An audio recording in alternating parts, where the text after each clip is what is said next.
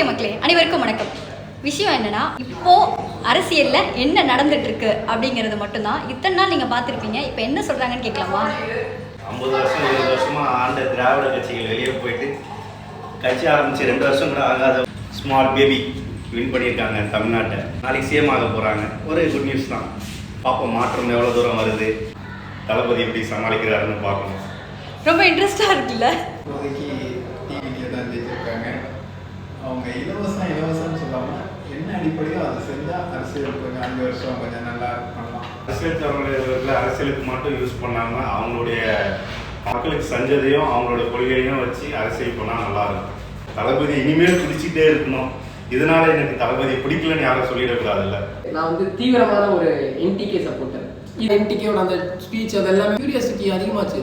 So அந்த டைம்ல ஒரு பாலிடிக்ஸை ஃபாலோ பண்ணுறப்போ ஒரு கடல் அலை மாதிரி இருந்துச்சு. நான் யார் மாதிரி ஆட்கள் மாறணும்னு நான் எக்ஸ்பெக்ட் பண்ணுறேன்னா, அந்த ஒரு நேமுக்காக, வெறும் அந்த நேமுக்காக நம்ம அவங்க என்ன பண்ணாலும் அக்செப்ட் பண்ணி போயிருப்பாங்கல்ல. ஸோ அவங்க தான் எனக்கு தெரிஞ்ச அரசியல் படுத்தப்படணும்னு நான் நினைக்கிறேன். ஓகே, அரசியல்னா என்ன நினைக்கிறோம்? அரசியல்னா என்னை பொறுத்த வரைக்கும் மக்களுக்கு உதவுறதா தேவையானதை பண்றதா அரசியல். மக்கள் பேரை சொல்லிட்டு நமக்கு தேவையானதை பண்றது கிடையாது அரசியல். இவர் எலெக்ஷன் கேட்கலாம். ஸோ அடுத்தவர் நிப்பாருங்க, பார்த்துக்கோங்க. அடுத்த டைம் ஓட்டு போட்டுருங்க. 2031ல எம்எல்ஏ பதவி எடுத்துட்டாங்க. மக்கள் சர்வீஸ் மட்டும் பண்ணுவாரு. மக்களுக்கு என்னென்ன தேவையானதோ அதை மட்டும் பண்ணுவாரு.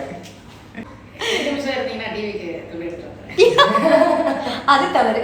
நம்ம எல்லா நமக்கு அடுத்த 5 வருஷம் நம்மளுடைய நாடு இன்னும் நல்லா இருக்கணும் அப்படிங்கிறது மட்டும்தான். அதுக்காக முன்னாடி ஜெயிச்சவங்க இப்போ தோத்துட்டாங்க, யாருமே ஒருத்தவங்க எல்லா டைமும் வெற்றியே காண முடியாது இல்லையா. வெற்றியும் தோல்வியும் வீரனுக்கு ஜகஜம் அப்படின்னு தான் சொல்லியிருக்காங்க இல்லையா.